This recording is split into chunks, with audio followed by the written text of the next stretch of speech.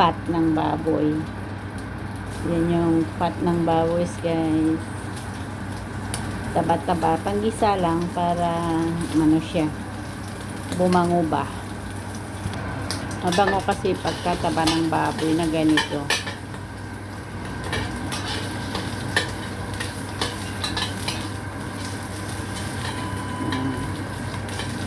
Hindi na tayo gagamit ng mantika. Itong fat ng baboy. Ayan, guys. Para save ba sa oil, ito na gagamitin natin.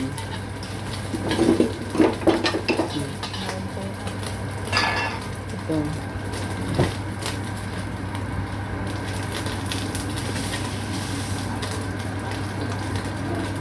Hanggang magmantika yan, guys.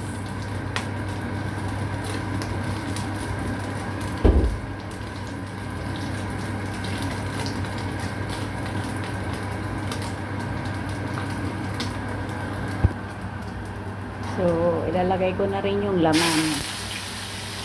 Laman, guys.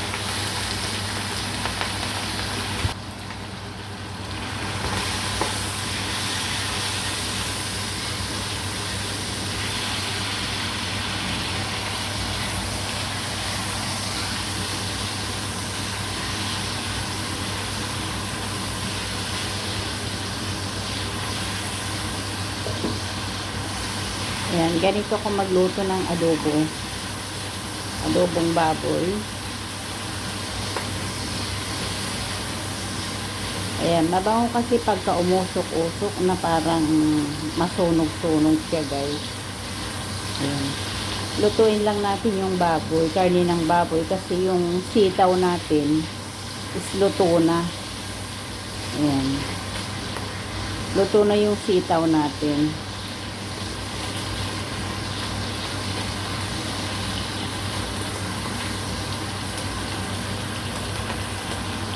So, ayan, pwede na yung baboy natin. Lagay ko na yung bawang. Ayan. Bawang, guys. Lagay ko na yung bawang sibuyas. Ayan. Medyo umusok-usok, guys.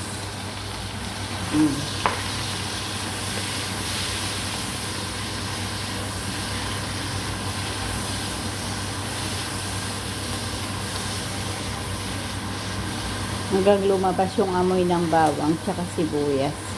Tsaka ko ilalagay yung sitaw.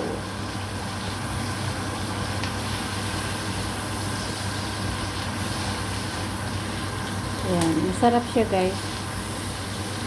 Ito yung way naming Ilocano sa pagluluto ng adobong sitaw. Yan, guys. Ayan, nangangamoy-ngamoy na yung sibuyas tsaka bawang. Ayan, guys. Oh.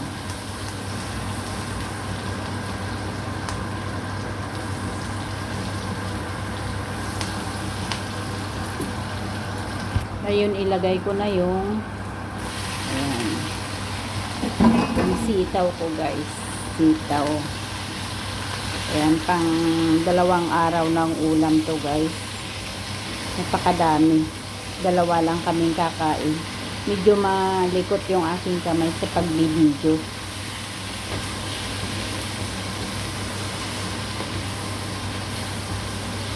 Ayan.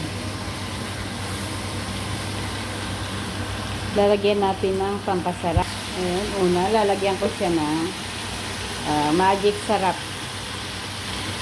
Magic sarap. And light soy sauce.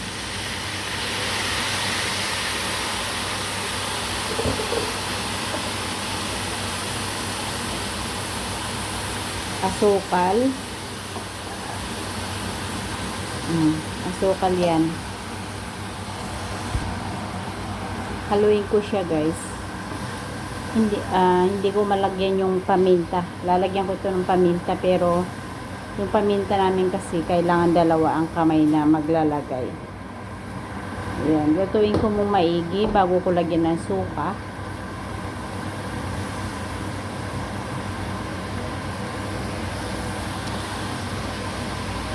Ayan, of course, titikman mo.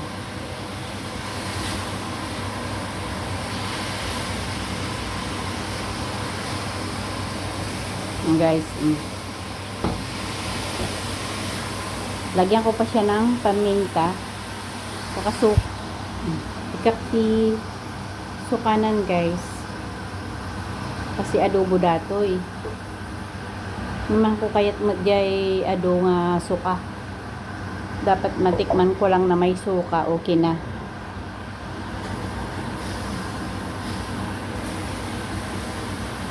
Naimas dato yun. Ayan guys. Adobong sitaw ni Uting. Sa hindi pa nakapag-subscribe sa aking channel, please subscribe and share my video if you want, guys. Thank you for watching my video, guys.